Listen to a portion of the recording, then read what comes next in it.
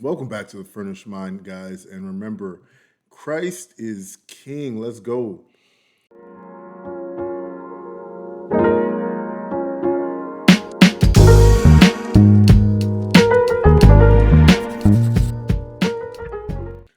Bill C-367. I'm excited to kind of dive into this one because it has to do with freedom of expression up in Canada, our northern neighbors. But first, I wanted to say, guys, remember, I have a Twitter page and I have a Instagram page. Make sure to follow the Furnished Mind on Twitter. Make sure to follow the Furnished Mind on Instagram. And then continue to expand the media presence here. But let's go ahead and just dive in. Bill C-367. Basically, what this is going to do is going to put a damper on their freedom of expression. So, just really quick, in Canada, they don't use the same language as we do in the US. They don't say freedom of speech in Canada, they say freedom of expression. So, Bill C-367 is going to do just that. It's going to basically penalize those who use speech that is considered hate speech or anti Semitic in nature.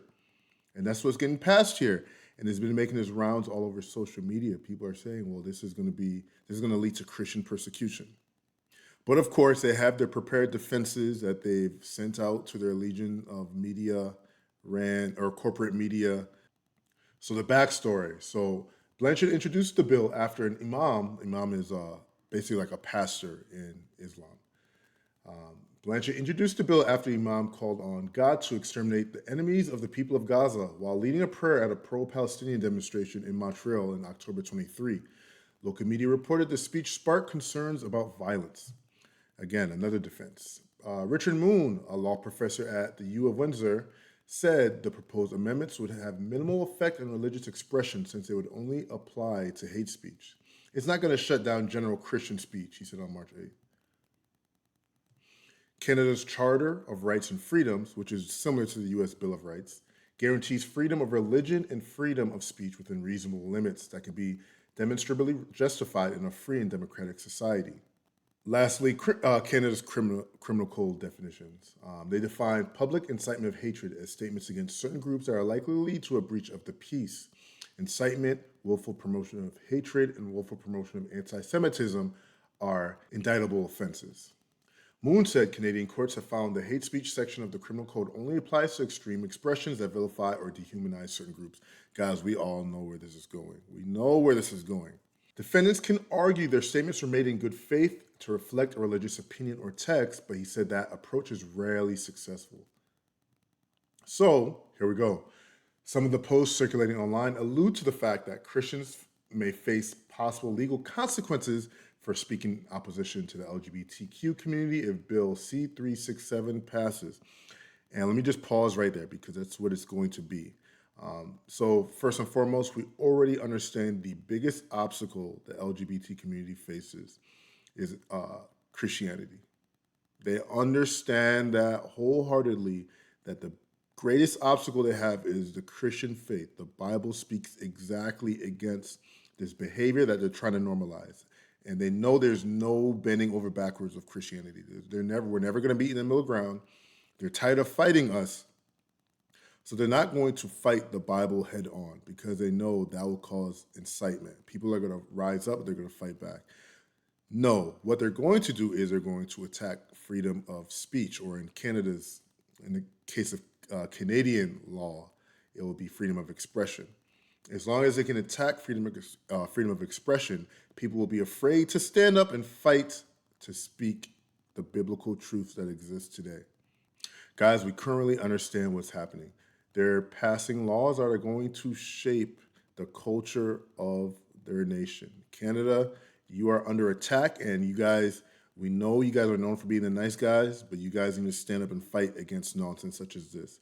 This is actually the reason why Dr. Jordan Peterson rose to fame a couple of years ago when Prime Minister Justin Trudeau was trying to pass laws that would penalize people who did not use appropriate gender pronouns. That is exactly why Jordan Peterson rose to fame when he was just professor at the U of Toronto.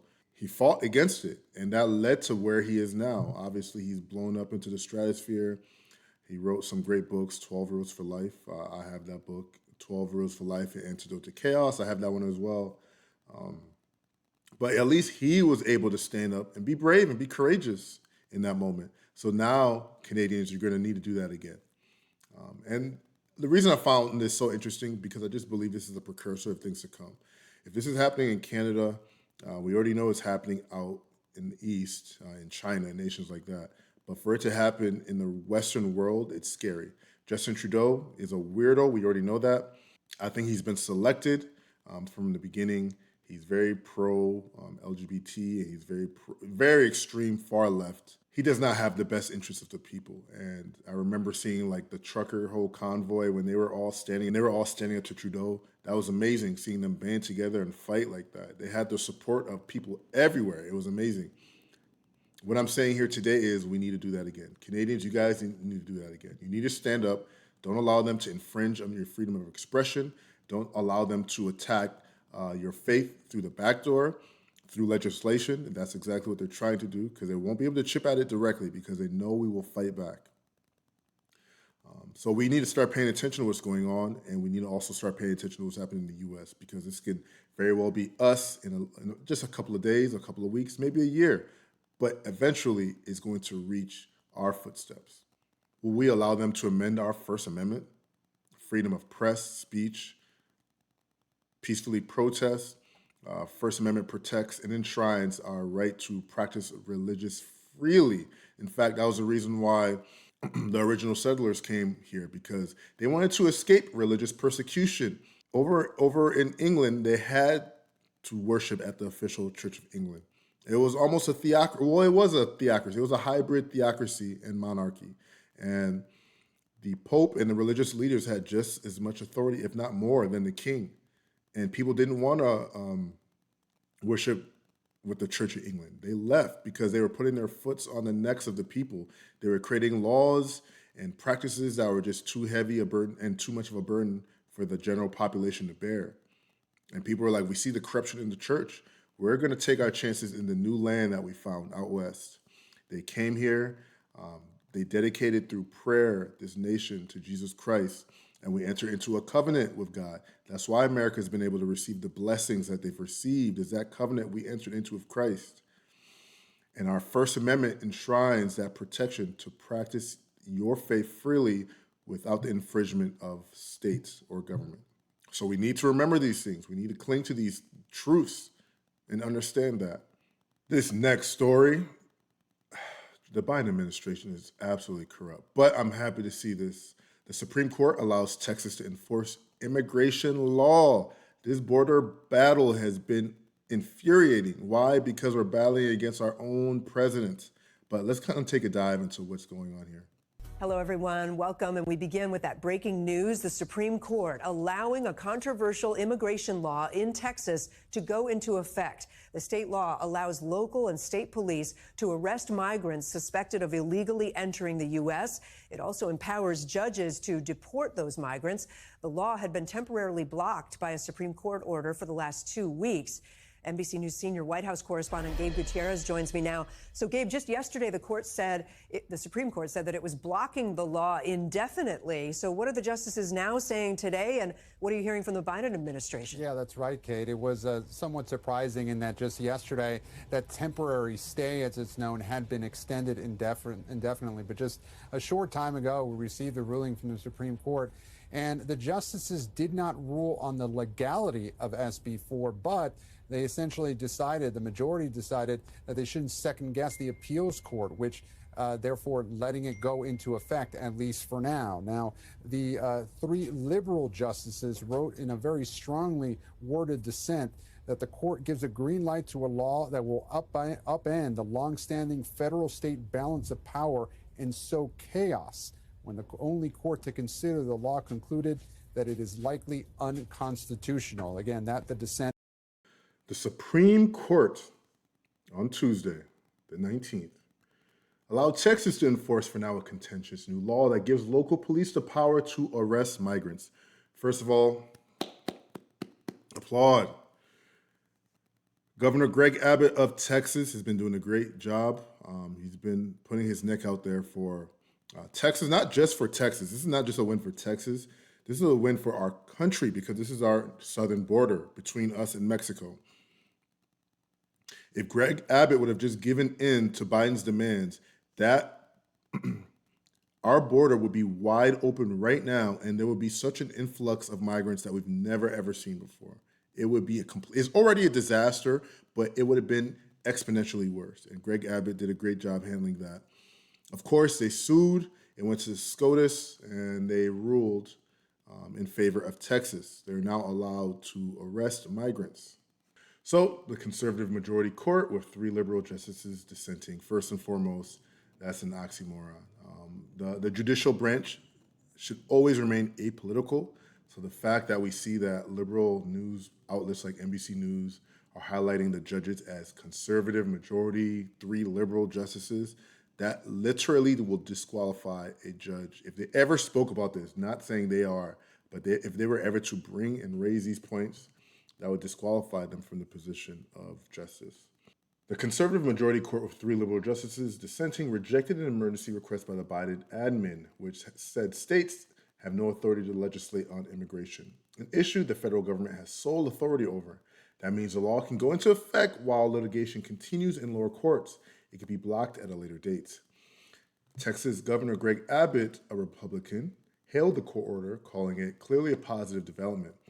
Though he acknowledged that the legal battle is not over. Why is the legal battle not over? Because our president is going to war with our own states. Our president is warring with our states on the southern border, specifically Texas. We're trying to protect our border, but Biden is trying to bring in a new voter base. Biden wants more voters, and the way to do that is through migrants, illegal migrants. Illegal migrants are allowed to get housing now. They're allowed to get prepaid credit cards. They're allowing them access to schools, hospitals, any benefit that you can get, they're getting it, but it's covered by the government. Government's paying for it. Forget about the poor here. They're paying for the migrants. They're giving them a lifestyle. And again, guys, remember, that is the agenda. They have to replace and replenish their voting base. Why? Because liberals don't have families. They're not reproducing. They're not having children. Conservatives are having children. They're starting families. They will continue to grow as a voter base and become a supermajority. Liberals will continue to diminish over time in terms of population. And they know this, guys. They already know this. So what are they doing? They're bringing in migrants to replace their voter base. And as long as you tell the migrants, the reason why you're able to come to this great country is because our Democratic president allowed you to come here. They're going to be dedicated to voting Democrat for the rest of their life. Why? Because they got cousins back home. They got family, wives, husbands, aunts, uncles that they want to bring here too. And if you continue to tell them that Democrats brought them here, they're going to vote for Dems, and the cycle will continue. White House Press Secretary Karine Jean-Pierre. This woman has the hardest job on earth. And she's perfectly suited for that nonsense administration. She has the hardest job on earth. She said in a statement that the law will not only make communities in Texas less safe, it will also burden law enforcement and sow chaos and confusion at our southern border. Wrong. The opposite is true. We have chaos and confusion at our southern borders. Our officer will be happy to arrest these migrants to make our community safe. That's the truth. And she's not going to tell you that because she's a trained puppet. The court gives a green light to a law that will upend the longstanding federal-state balance of power and sow chaos, Liberal Justice Sonia Sotomayor wrote in the dissenting opinion. Justices Alina Kagan and Ketanji Brown Jackson. Now, if you guys forgot who Jackson is, she was the one that failed to answer the question about how many genders we had. So I will never be a fan of hers, never. She is a black woman, but it doesn't mean I have to subscribe to the whole race thing. Just because you're a black woman doesn't mean I subscribe to nonsense. And of course, she objected to the decision, no surprise. The majority did not explain this reasoning, but one of the conservative justices, Amy Coney Barrett, wrote separately to note that an appeals court has yet to weigh in on the issue. Man, guys, this border issue is going to continue. And you know what? I'll even admit, I remember when Trump first became president in 2016, and he was talking about building a wall. I thought it was absolute nonsense. But in reality, I was wrong, and I admit it. We needed to take steps to protect our border. The general population doesn't understand that that's an issue. They don't understand that's a long-standing issue. It was actually terrible under Obama, but compared to what's going on now, that's lightweight. What Obama did was nothing compared to what's going on with Biden's administration. So the law in question, known as SB4, allows police to arrest migrants who illegally cross the border from Mexico and imposes criminal penalties. It would also empower state judges to order people to be deported to Mexico. Amazing. That's it.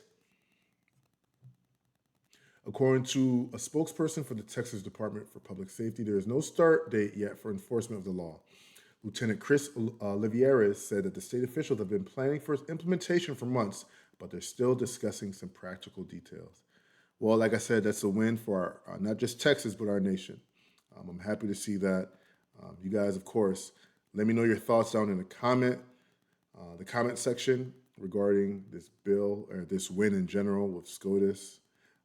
Obviously, we already knew it was the most logically sound path to take, but for some strange reason, it took us going to the Supreme Court to get that taken care of. So let me know your thoughts down in the comment sections.